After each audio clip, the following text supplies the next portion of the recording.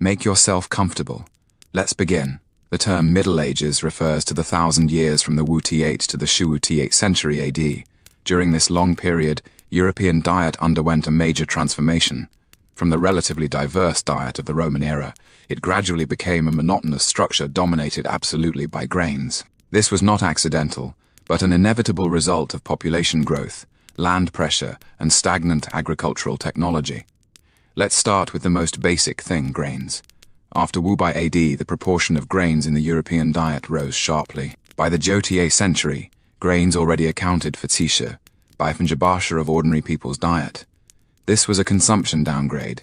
Meat and dairy products went from everyday foods to luxury items, replaced by large amounts of bread, porridge, and wheat paste. The reason is simple: limited land, growing population. The same piece of land, if used to grow grains, can feed more than 10 times the population compared to using it for grazing livestock. As forests were cut down and wastelands reclaimed, agriculture became increasingly intensive, and people's tables became increasingly monotonous. There were 4 main grains in medieval Europe: wheat, rye, barley, and oats. Wheat was the most precious. It had low yield and high soil requirements, but the flour it produced was the finest, making the whitest and softest bread. Only nobles and the wealthy class could consume white bread daily. Rye is the staple grain of northern and central Europe. It is cold-resistant, tolerates poor soil, and yields more than wheat. Rye bread is dark brown or black, dense in texture, with a strong sour taste, because rye dough must undergo long fermentation to form. This is the daily staple food of peasants. Barley is even coarser, usually used to cook porridge or brew beer. In years of poor harvest, barley bread becomes life-saving food for the poor. Oats in the early Middle Ages were seen as food for horses, mainly used as livestock feed. But in barren regions like Scotland and Ireland, oat porridge is people's staple food. The color of bread directly corresponds to your social status.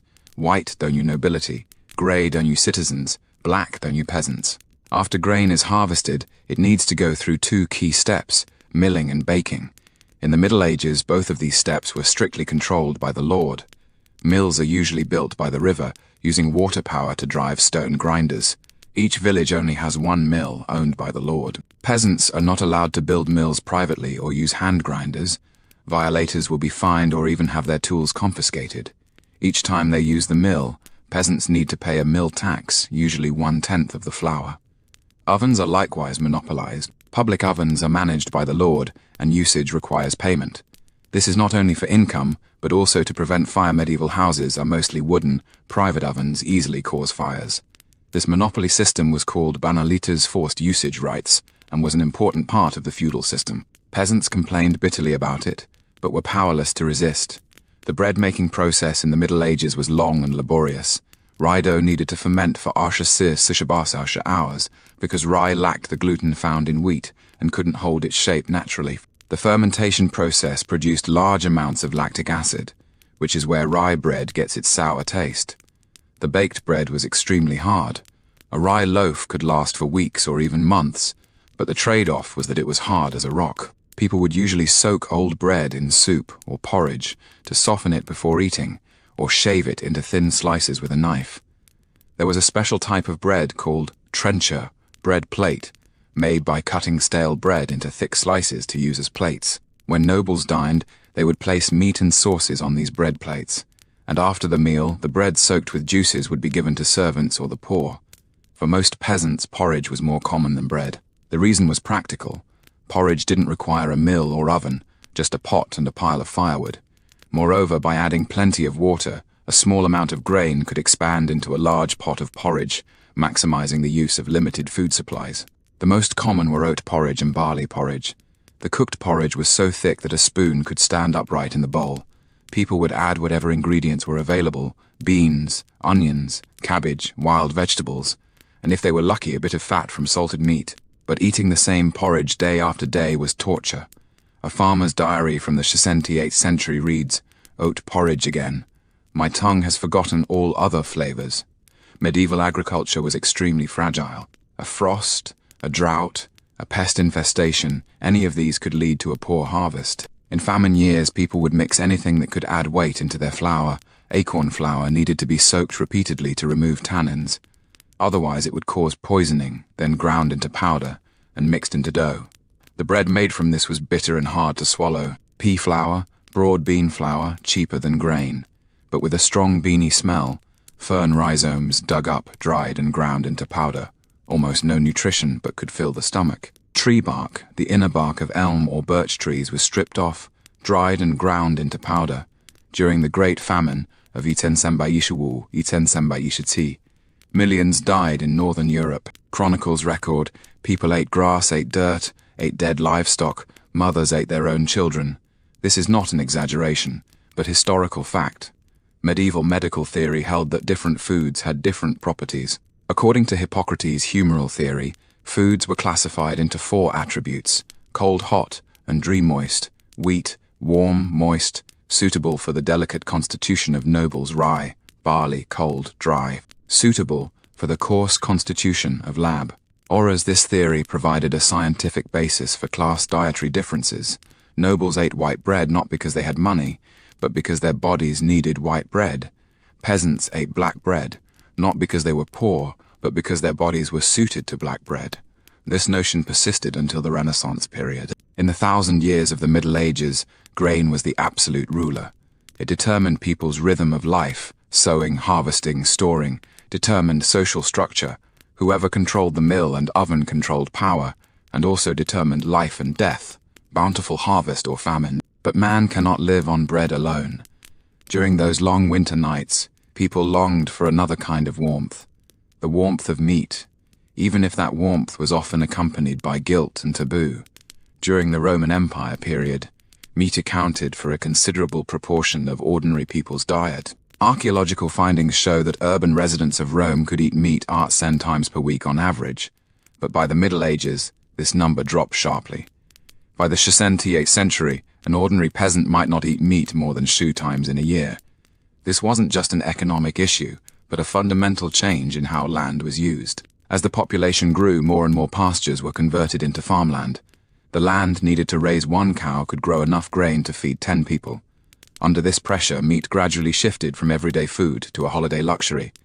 But that doesn't mean medieval people didn't eat meat. They did, and in quite complicated ways, because meat eating was bound by a triple set of rules: religious, class-based, and seasonal. Medieval diet first had to obey the Church's regulations. The Catholic Church established a strict fasting calendar. Every Wednesday and Friday, fasting days, no eating meat from warm-blooded animals. Lent, 6 days before Easter, strict meat prohibition. Advent, 2 weeks before Christmas. Meat prohibition eves of other religious holidays. Meat prohibition all told, there were Yawulin I Bashamim eat 3 days in a year, accounting for 6 of the whole year. But the definition of meat here was quite particular. Forbidden, cattle, pigs, sheep, chickens, ducks, and other warm-blooded animals allowed, fish, seafood, aquatic animals. This classification seems absurd today.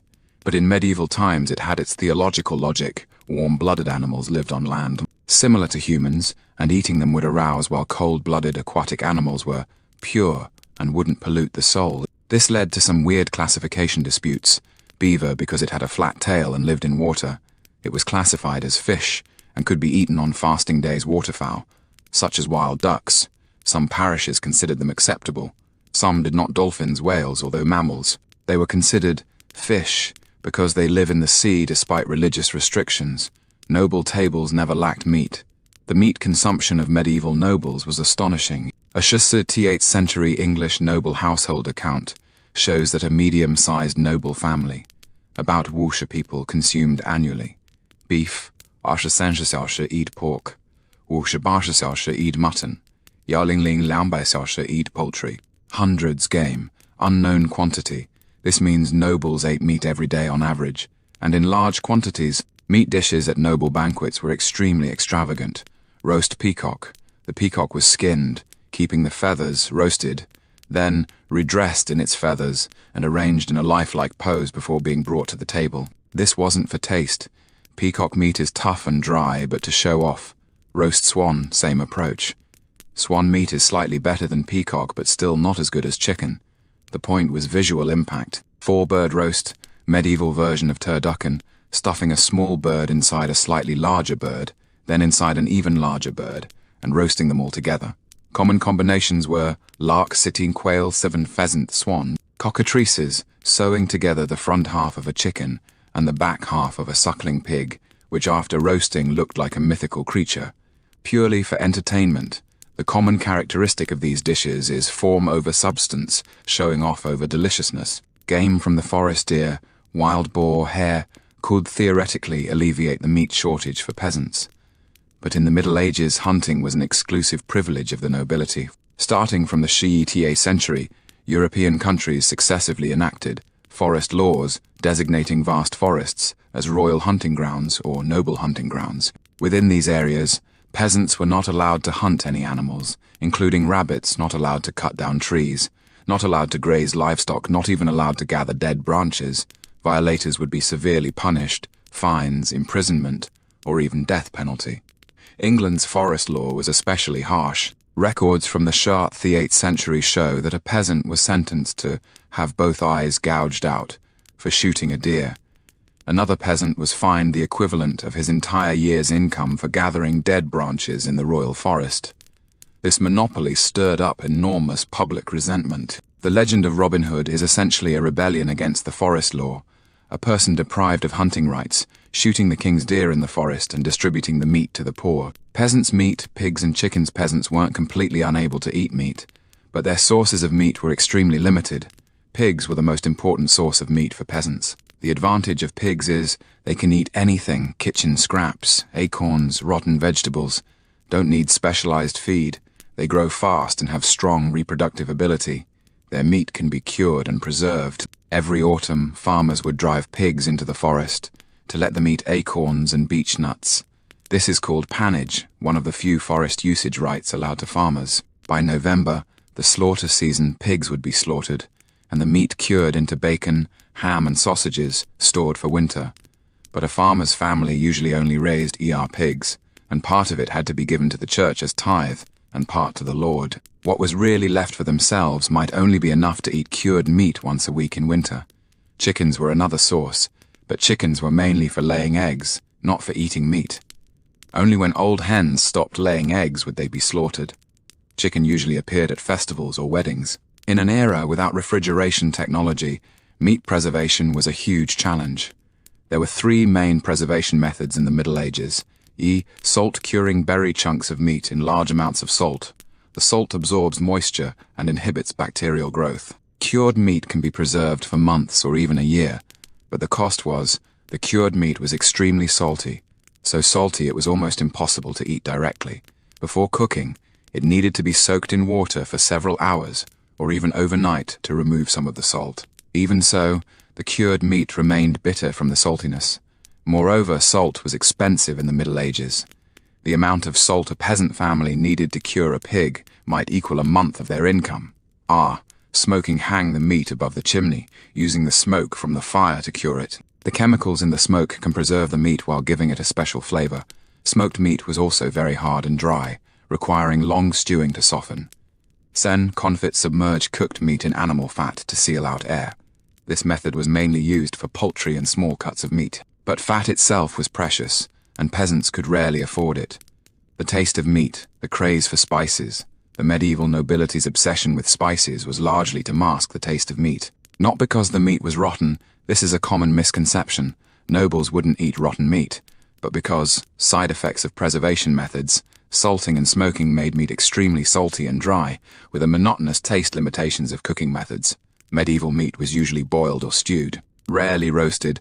Roasting required large amounts of firewood, making it costly aesthetic preference. Medieval nobles considered strong flavors as a symbol of nobility. Thus, noble meat dishes would include large amounts of spices, pepper, most common. Also, most expensive: cinnamon, cloves, nutmeg, ginger, saffron. A typical medieval noble meat dish might use different spices simultaneously, in quantities that would seem almost devastating by today's standards. A XVIII century recipe recorded a spiced stewed chicken. Take a chicken, boil until half cooked. Add 1 pound of almond flour, half a pound of sugar, 1 ounce of pepper, 1 ounce of ginger, half an ounce of cinnamon, half an ounce of cloves, some saffron. Stew until thick. The taste of this dish would likely be a mixture of sweet, spicy, aromatic, and rich flavors, completely different from our understanding of chicken today. In an era when meat was scarce, every part of an animal would be utilized. Blood, pig blood, and cow blood would be collected, mixed with oats or barley, stuffed into casings to make blood sausage. This was a cheap source of protein and remains popular in many European regions to this day, such as black pudding in Britain, boudin noir in France. Offal, liver, kidneys, heart, lungs, stomach, all would be eaten. Offal was usually stewed or made into pies, bones boiled to make stock or ground into powder to feed poultry. Skin and hooves, boiled down into gelatin, used to make jelly-like dishes. Medieval nobles were quite fond of this wobbly textures. Fat rendered into lard used for cooking, lighting, or making soap. In peasant households, even pig hair would be collected and used to make brushes.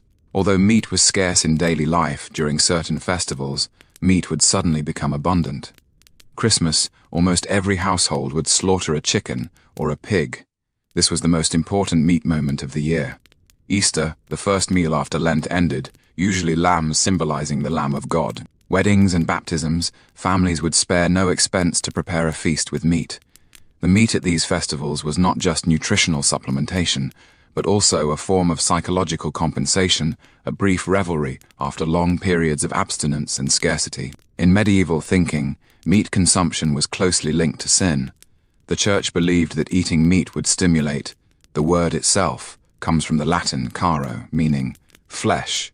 Excessive meat consumption was seen as a manifestation of gluttony, one of the 7 deadly sins. Monastic rules were especially strict. The Benedictine rule stipulated that monks were forbidden for life from eating the meat of 4-footed animals, but could eat poultry and fish. Some stricter monasteries, like the Cistercians, completely prohibited meat consumption. But even in monasteries, rules were often bent. For example, monks would eat meat in the infirmary, with the excuse that patients need nutrition. Over time, many monks would take turns being sick in order to get meat. For medieval peasants, meat was not a daily occurrence, but a memory. A peasant might remember the taste of that chicken from Christmas 5 years ago, that piece of cured pork at his sister's wedding 3 years ago, that rabbit he secretly caught in the forest last autumn, risking a fine.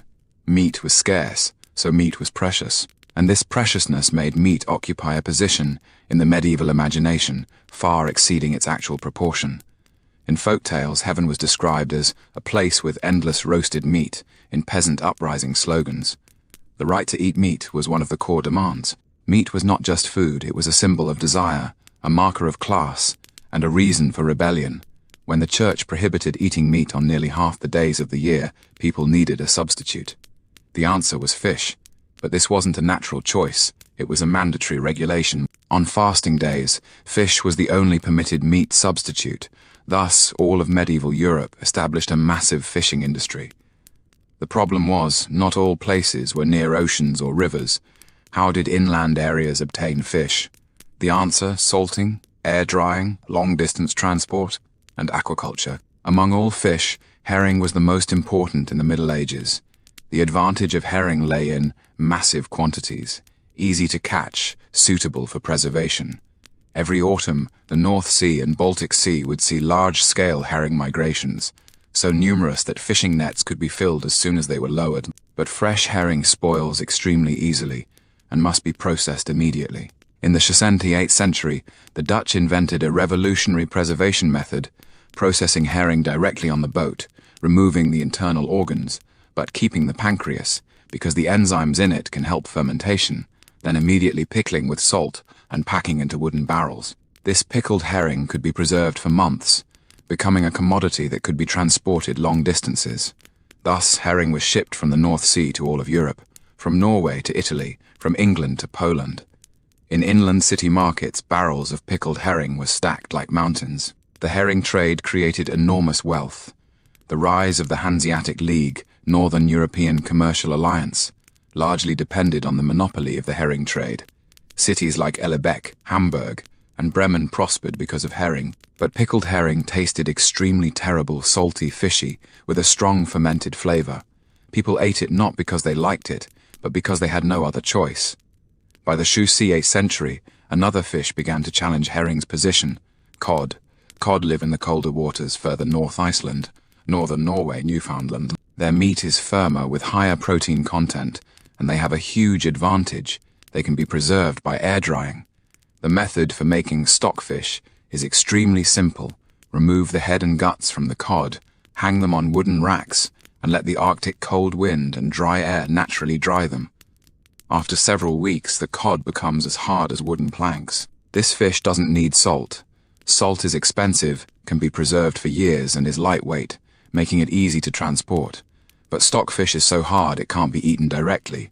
Before cooking, it needs to be beaten with a wooden stick for hours to soften it, then soaked in water for hours and days, changing the water daily, before it can be cooked. Even so, stockfish is still very hard, very dry, and has almost no flavor.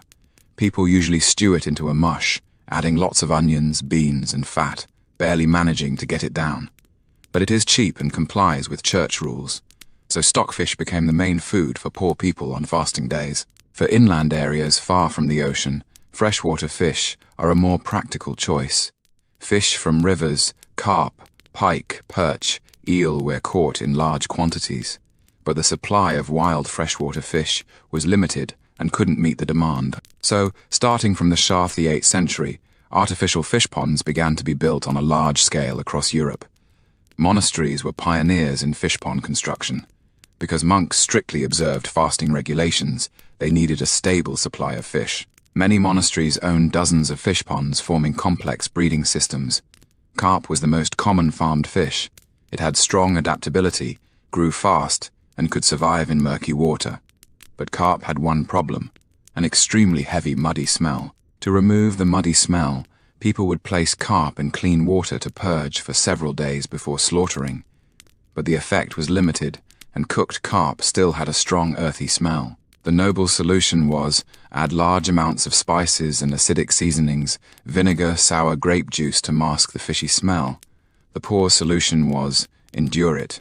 Eels held a special status in the Middle Ages. They were both food and currency. In England, many regions paid their land rent with eels. Historical records show that certain manors had to pay thousands of eels annually to their lords as rent. Eels could survive on land for short periods, which meant they could be transported alive.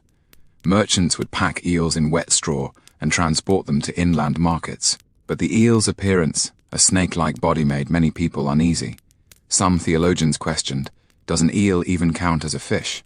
Could it be a type of snake? In the end, the church ruled, eels are fish and can be eaten on fasting days. But this controversy reflected medieval people's confusion about the classification of fish. Fish of the nobility, sturgeon and salmon. Not all fish were food for the poor. Sturgeon was the royal fish. In England, law dictated that all caught sturgeon belonged to the king. Sturgeon had delicate flesh, and its enormous size, up to several meters long, made it suitable for display at banquets.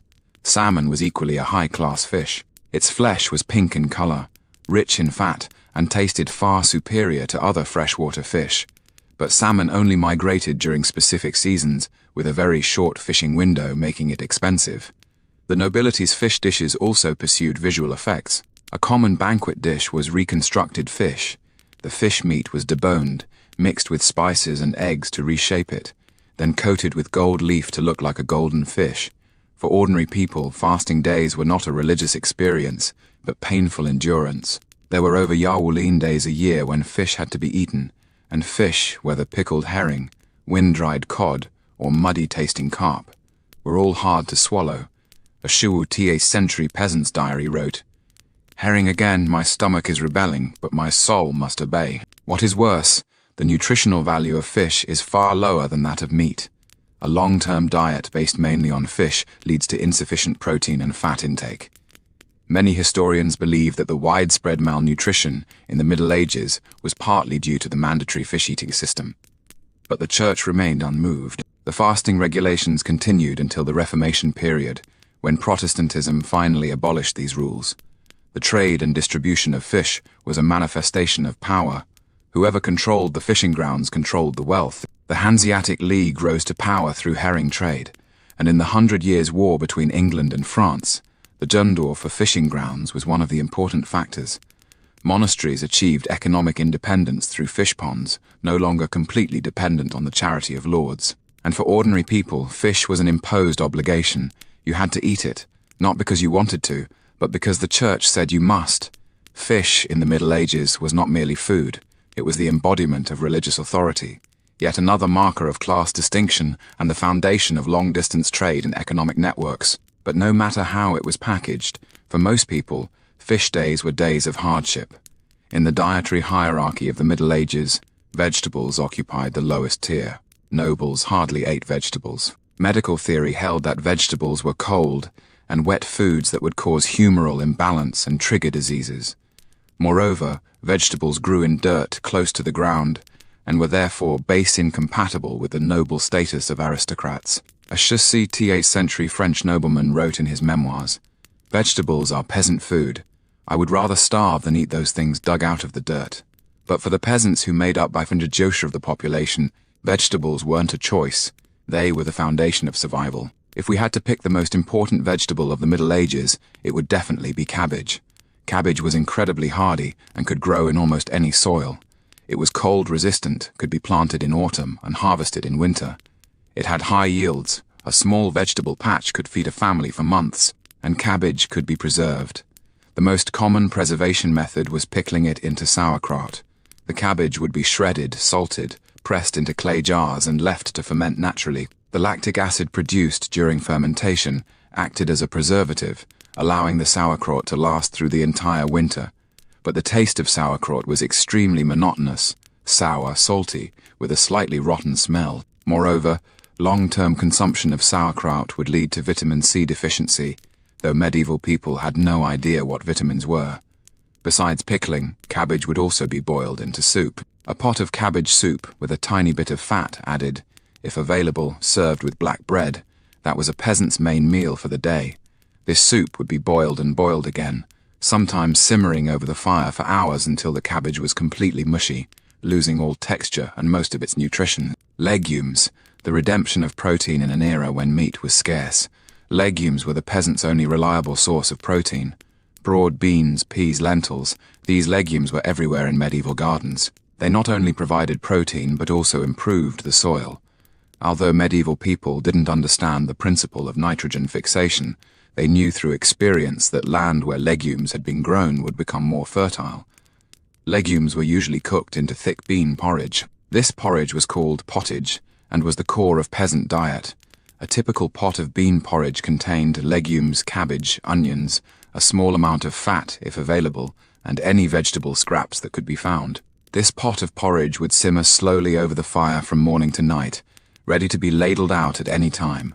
Bean porridge had a sticky texture, a grayish-brown color, and a bland taste. But it could fill the stomach, provide energy, and keep people alive.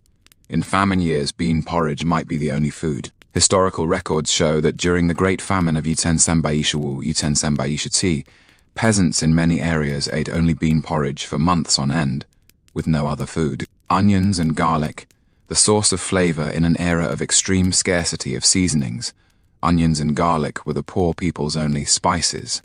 Almost every peasant household would plant onions and garlic in front of and behind their houses. They grew fast, didn't need special care, and could add a bit of flavor to monotonous food. Onions were chopped and added to bean porridge, cabbage soup, or eaten raw with bread. Garlic was considered to have medicinal value. Though there was no scientific basis, people believed garlic could ward off disease and evil.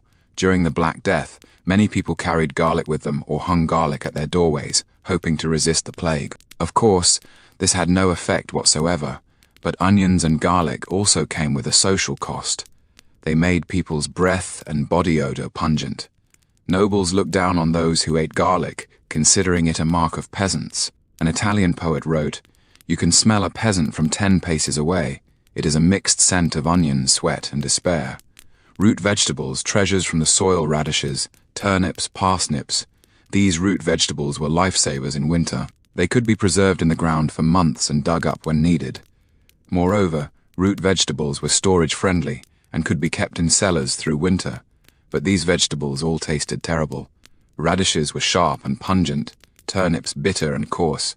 Parsnips had a strange sweetness and woody texture. They were usually boiled to mush, mashed into paste, or cut into chunks and added to bean porridge. No one liked eating them, but no one could go without eating them. In famine years, people would even eat turnips that were normally fed to livestock. As Shosenthiite century chronicle records, people gnawed on turnips like pigs, their faces smeared with dirt, their eyes devoid of dignity. In spring and summer, peasants could eat some leafy greens, spinach, beet leaves, nettles, dandelions. Yes, nettles and dandelions. In times of food scarcity, any edible green plant would be gathered. Nettles needed to be handled carefully, because they sting the skin, but once cooked, they were edible, tasting similar to spinach.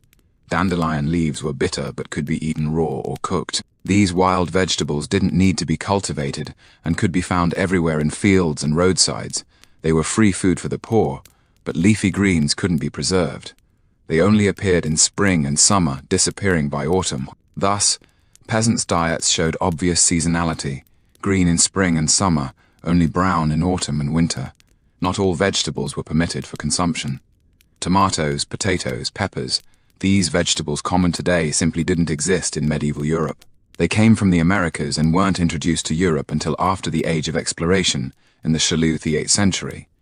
Moreover, even after being introduced, they were long considered poisonous or unclean. Tomatoes were believed to be toxic because they belonged to the nightshade family and are close relatives of the poisonous belladonna, and weren't widely accepted until the 8th century. Potatoes had it even worse. Growing underground with an ugly appearance, they were considered the devil's food. Many regions banned potato cultivation, and violators would be punished. It wasn't until the famines of the 8th century forced people to try potatoes that they gradually became accepted. The vegetable garden, the edge of survival. Every peasant family had a small vegetable garden, usually next to their house. This garden was the last line of defense for the family's food security. Here, they grew cabbage, onions, beans, root vegetables, everything that could get them through the winter. Managing the garden was usually the women's responsibility. Men labored in the lord's fields while women tended their own family gardens. But the garden's yield was extremely limited. A small plot could provide at most 1/3 of a family's food needs. The remaining 2/3 had to come from grains, bread, and occasional meat. And the garden could be destroyed at any moment: drought, floods, pests, war. A hailstorm could wipe out an entire garden in minutes, plunging a family into starvation. For medieval peasants, vegetables weren't delicacies, they were survival. No one would miss that overcooked cabbage. No one would crave that bowl of greyish-brown bean porridge. But these foods kept them alive. In folk tales, heaven has never been a world of vegetables. Heaven is a place with meat, white bread, and wine. Vegetables belong to the mortal world, to labour, to endless repetition and endurance. But it is precisely these despised greens and browns that supported the entire foundation of medieval society. Without cabbage and beans, there would be no peasants. Without peasants, there would be no feasts for the nobility, no power for the church, no wars for the knights. Vegetables are the most silent heroes of the Middle Ages. In the Middle Ages, water was the most dangerous beverage. This sounds absurd, but it is true. Rivers and well water were often contaminated. Animal carcasses, human excrement, workshop waste, all of these would flow into water sources. Drinking untreated water could easily lead to dysentery, typhoid, cholera. Although medieval people didn't understand the concept of bacteria, they knew through experience drinking water makes you sick. So people tried to avoid drinking water directly. Then what did they drink? The answer is alcohol. For ordinary people in Northern and Central Europe, beer was not a luxury but a daily necessity. Medieval beer was completely different from modern beer. It had very low alcohol content, usually only Arbeifen, murky color, thick texture, and a sour taste. But it had one huge advantage: the boiling during the brewing process killed pathogens in the water, making it relatively safe. Moreover, beer provides calories and nutrition. It is made from fermented grains and contains carbohydrates, B vitamins, and a small amount of protein.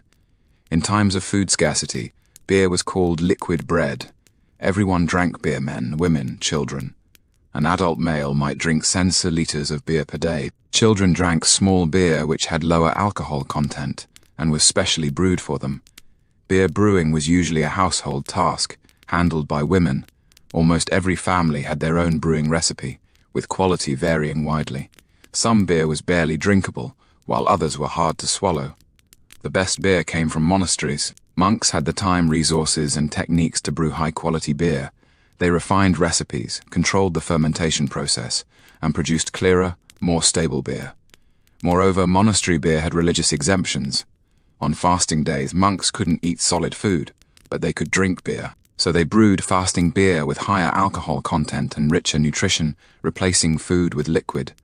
A Shalu the 8th century monk wrote in his diary, "Our fasting beer is so thick it can almost be scooped with a spoon, 3 cups down, and hunger disappears." Abbey beer became an important source of income.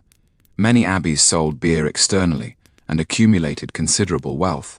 In southern Europe, wine replaced beer's position, but wine was stratified from the very beginning. The cheapest wine was piquette, made by adding water to grape pomace for secondary fermentation, with extremely low alcohol content and a sour, astringent taste. This was the drink of peasants and workers. Medium-quality wine was ordinary table wine, produced by local vineyards and supplied to town residents. The best wines aged vintages from Burgundy, Bordeaux, and the Rhine Valley could only be enjoyed by nobles and wealthy merchants.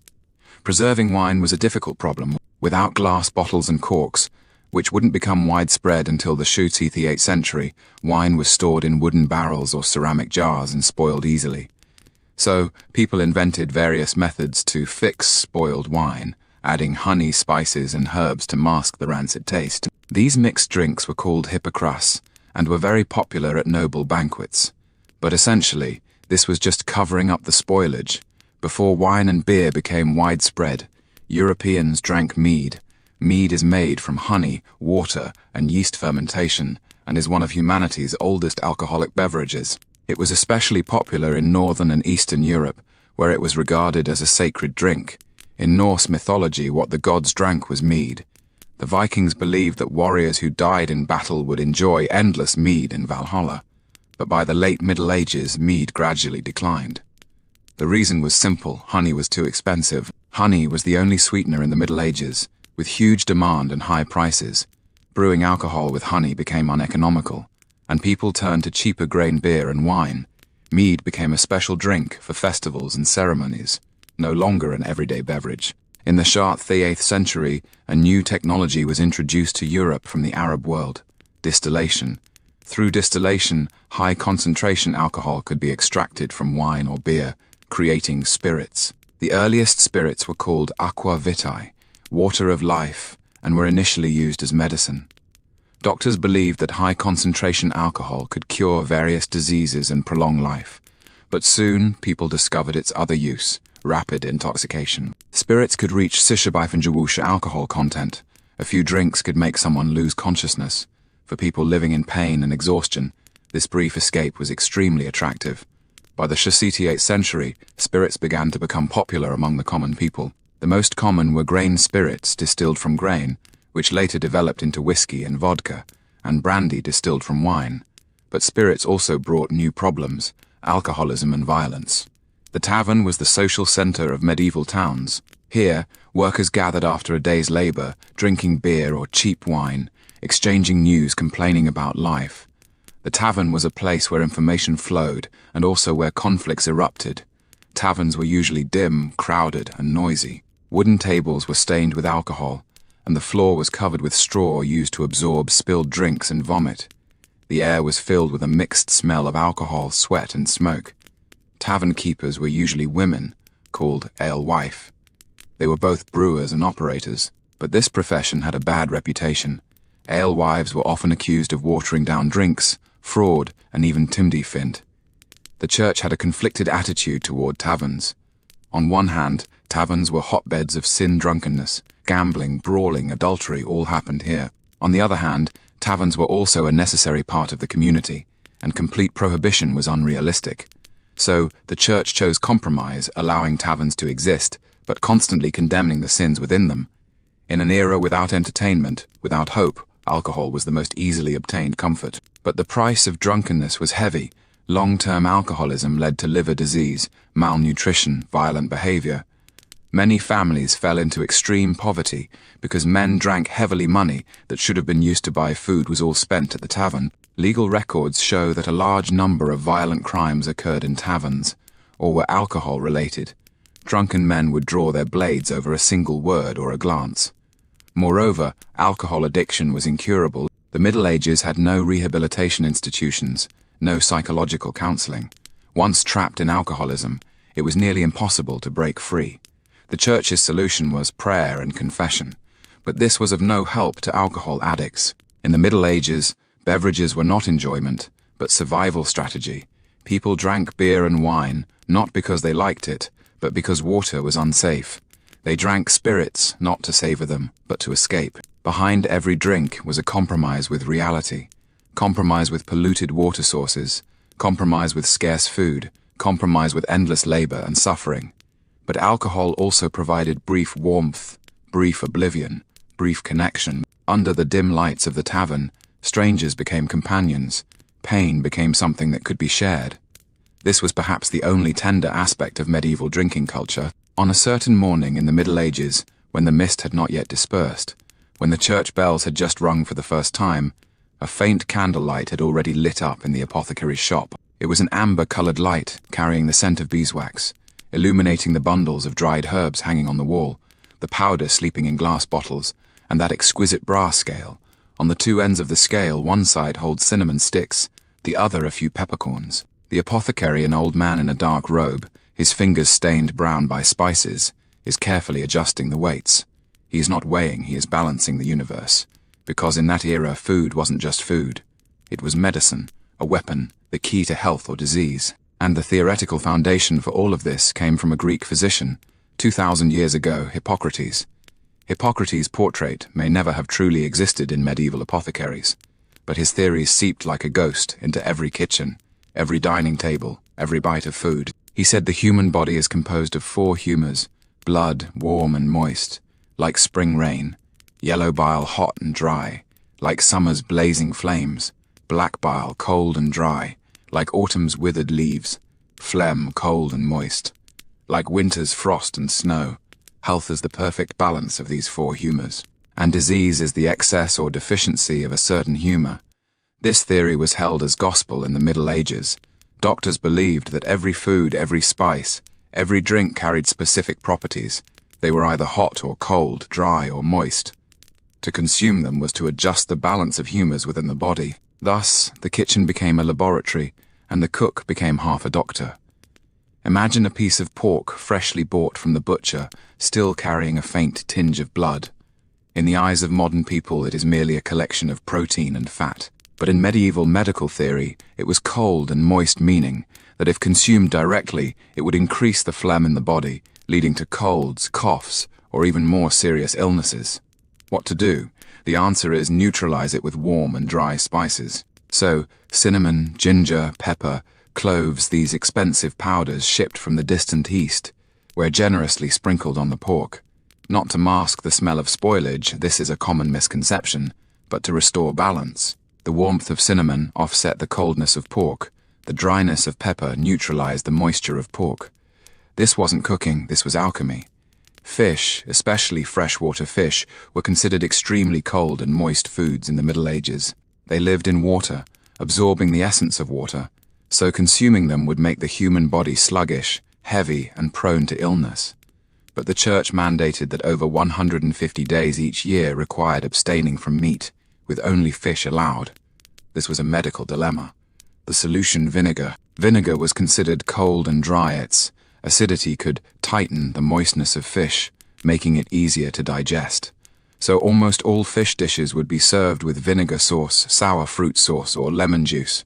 Not for flavor, but to save your life. In a 6th century cooking manuscript, there is a dish called escabeche.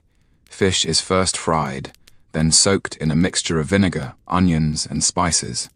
The purpose of this dish wasn't deliciousness, although it is indeed delicious, but medical necessity. Walk into a medieval spice market, and you'd see a peculiar sight: the same stalls selling both cinnamon and cloves, as well as laxatives and painkillers. Because in that era, spices were medicine. Cinnamon, warm and dry, used to treat illnesses caused by cold, also used to warm pork and poultry. Ginger, extremely warm, used to expel cold from the body, also used to make gingerbread and ginger wine. Pepper, warm and dry, believed to open the stomach and promote digestion. Cloves, warm, used to treat toothaches, also used to flavor wine, but spices had to be used carefully. Too much warm spice would lead to excess yellow bile, causing fever, anger, and even madness. Therefore, doctors would adjust the amount of spices according to the patient's constitution and the season. A person who easily gets angry in summer should eat less pepper and more cucumber, cold and moist. A person who easily catches colds in winter should drink more hot wine with cinnamon added. This is a self-contained logical system, absurd.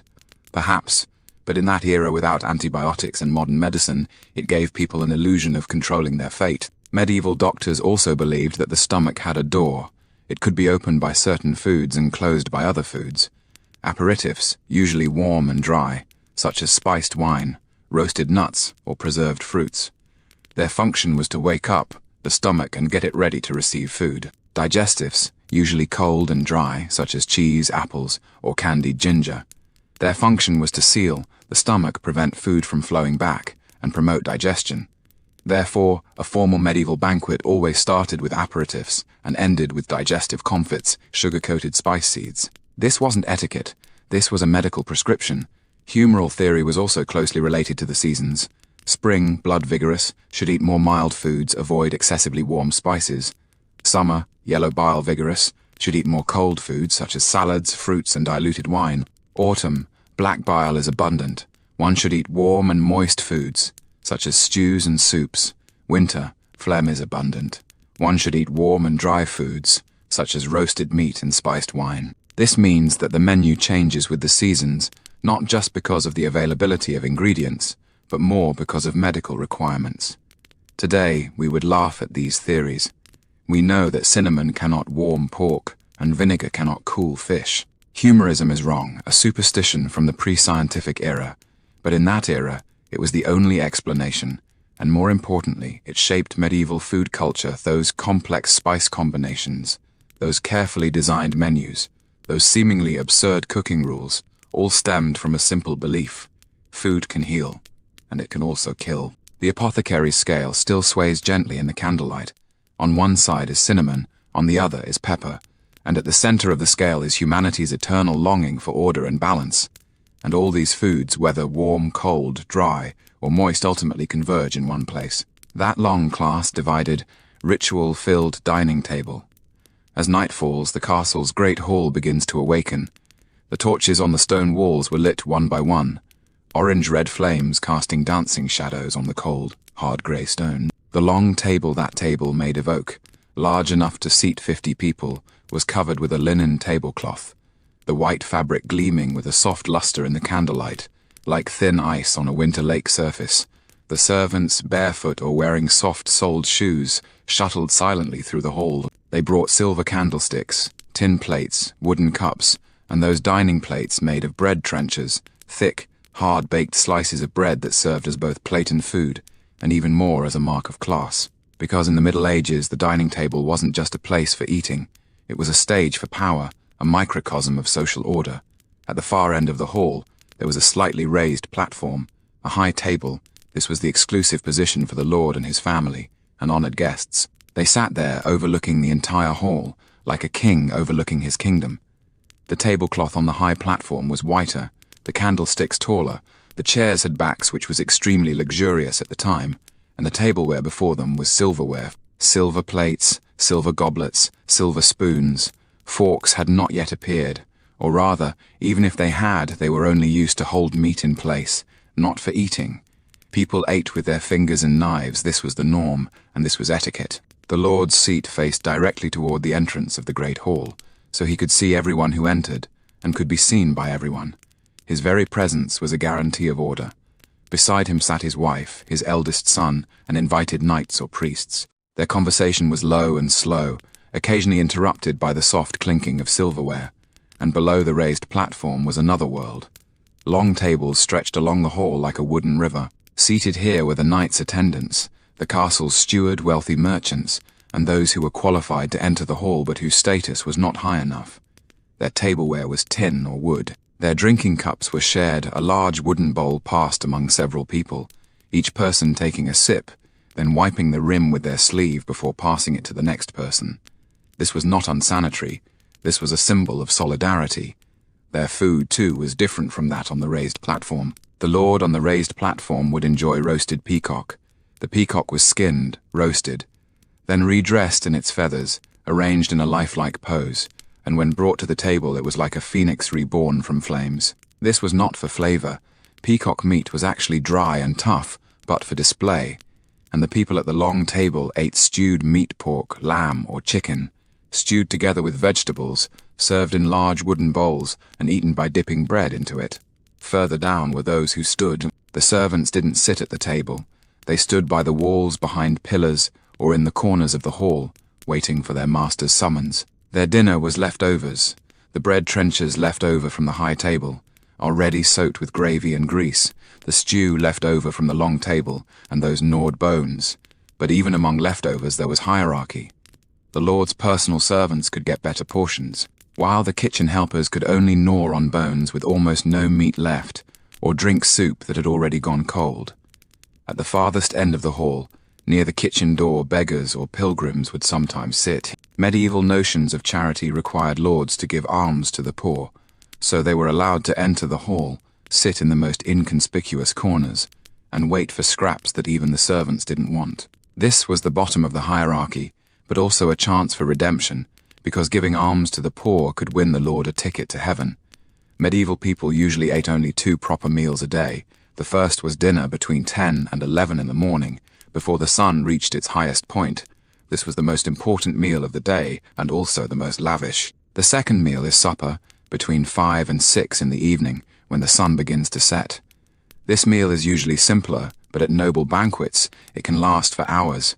Breakfast is considered unhealthy, even sinful, because it breaks the nighttime fast, and fasting is seen as a way to purify the soul. Only children, the sick, or those doing heavy physical labor are allowed to eat breakfast.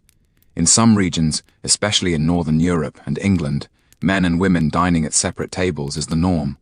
Men sit on one side of the hall, women on the other. This isn't discrimination, but a reflection of order. Men discuss war, politics, and land.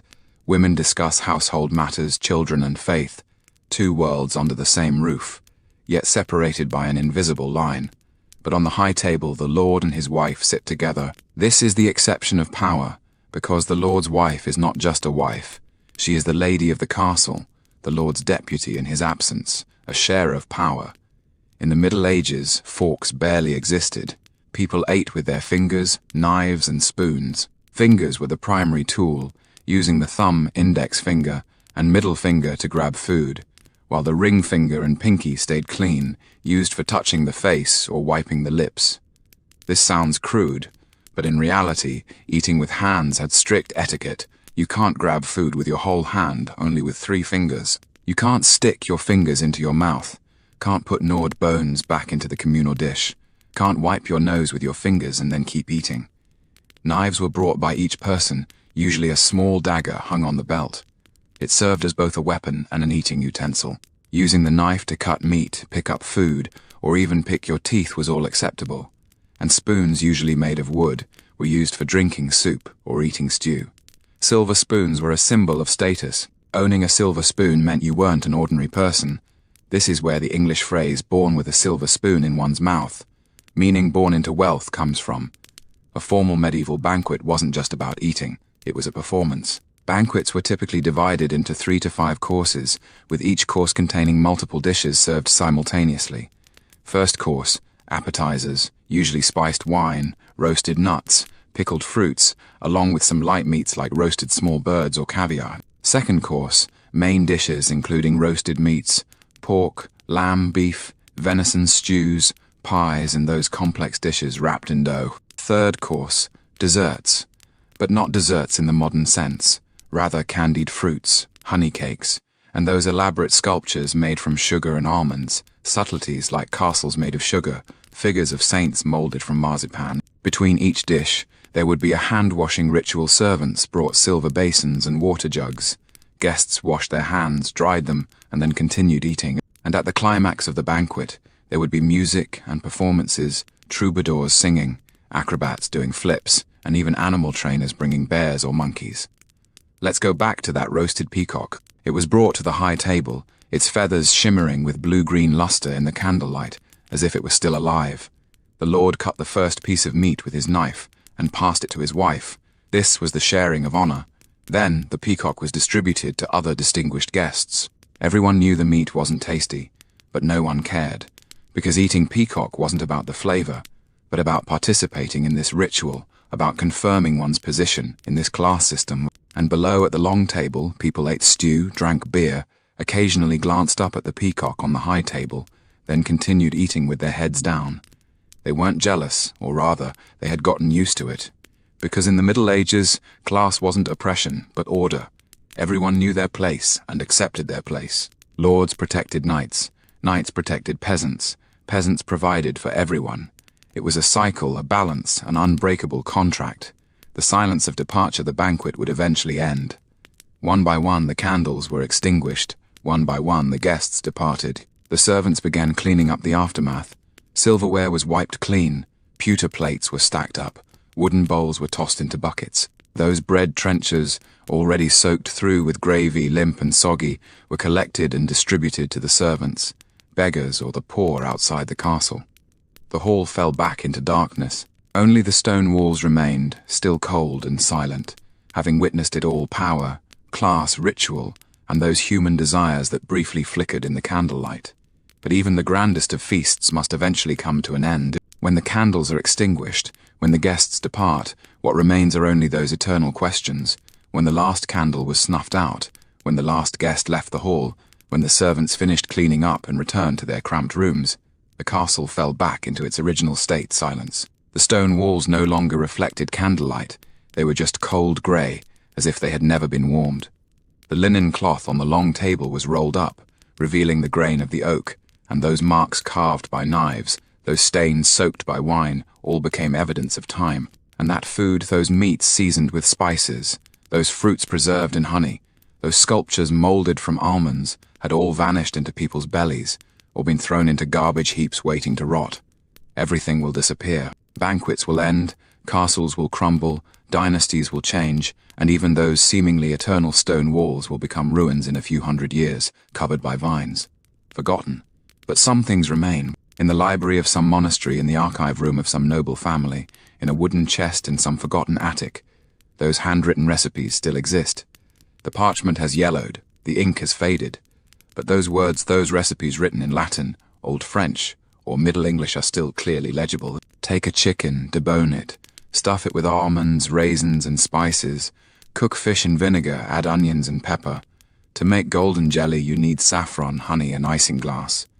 These recipes are not just cooking guides. They are time capsules, preserving the taste of an era, the structure of a society, the dreams of a civilization.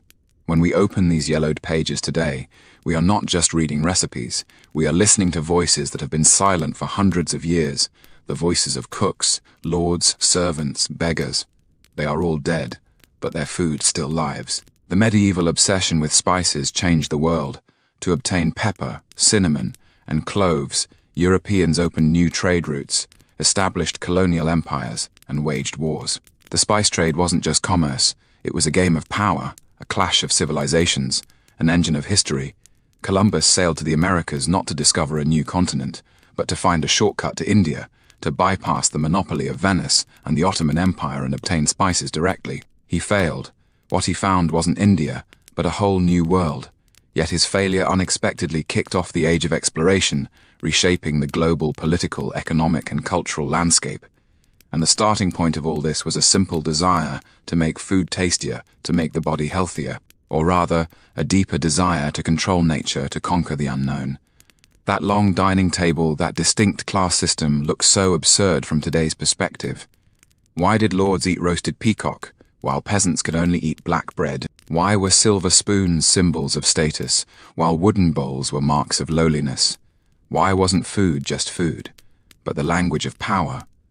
But if we honestly examine today's world, we'll find that the class divisions at the dining table have never truly disappeared. Truffle pasta at a 3-Michelin star restaurant and a burger from a fast food joint. Aren't they the modern versions of roasted peacock and black bread? Organic food, superfoods, molecular gastronomy, aren't they the modern versions of spices and humoral theory? We still use food to define identity, use the dining table to divide class, use taste to confirm belonging. It is just that the form has changed, but the essence remains the same. The fast days of the Middle Ages, seen from today's perspective, are a kind of constraint, a form of the Church's control over the body. But perhaps it is also a kind of wisdom. In an era of material scarcity, fasting wasn't just a religious obligation, it was also resource management. By reducing meat consumption, allowing limited livestock to reproduce, letting the land rest and recover, and in an era of material excess, we perhaps need to rethink the meaning of restraint. When we can obtain any food anytime, anywhere, when supermarket shelves are piled high with goods from around the world, when our refrigerators are stuffed with leftovers we'll never finish. What have we lost? We've lost the joy of waiting, lost the preciousness of scarcity, lost the sanctity of holidays. Medieval people could only eat roast goose at Christmas once a year, so that goose was special, worth anticipating, full of meaning, and we can eat roast goose every day. So roast goose becomes mundane, becomes boring, becomes meaningless. The alchemy of the kitchen, the medieval kitchen, was a magical place. There, raw meat became cooked food. Bitter spices became sweet sauces. Simple flour became elaborate pastries. Cooks weren't just cooking, they were transforming, creating, practicing alchemy. They believed that through the right recipe, the right heat, the right sequence, they could change the nature of matter, could cure diseases, could extend life. It sounds absurd, but isn't it also a kind of poetry? Today, we know the chemical composition of food. We know the functions of proteins, carbohydrates, and vitamins. We can precisely calculate calories. We can optimize nutrition using scientific methods. But we've lost the sense of mystery, lost the sense of awe, lost that innocence of believing food could change one's fate. Perhaps the medieval cooks were wrong, but perhaps they were also right, because food can indeed change fate, just not through humoral theory, but through memory, emotion, and culture. Imagine, on some medieval winter night, in some remote village, in some humble farmhouse, a family gathered around the hearth. On the table, only a bowl of stew, a piece of black bread, a jug of weak beer. No spices, no silverware, no ceremony. But when the father breaks the bread, shares it with each child, when the mother ladles the stew, pours it into wooden bowls, when the whole family bows their heads together in prayer, thanking God for this simple supper, in that moment they are abundant. Not because of the richness of the food, but because of the warmth of sharing, because of the gratitude for being alive, because of the hope that still burns in the darkness. This is the core of medieval food culture. Not those gorgeous banquets, not those expensive spices, not those complicated etiquettes, but finding meaning in scarcity, creating beauty within limits, lighting a flame in the darkness. Today, when we walk into museums and see those medieval utensils, recipes, and murals, we're not just looking at history, we're looking at our own reflection. We still use food to define identity, still use the dining table to divide classes, still use taste to find belonging. We still believe that certain foods can make us healthier, more beautiful. Longer lived, we've just replaced the humoral theory with superfoods and antioxidants. We still prepare special foods for holidays, still display our wealth and taste at banquets, still practice our alchemy in the kitchen. We never truly left the Middle Ages.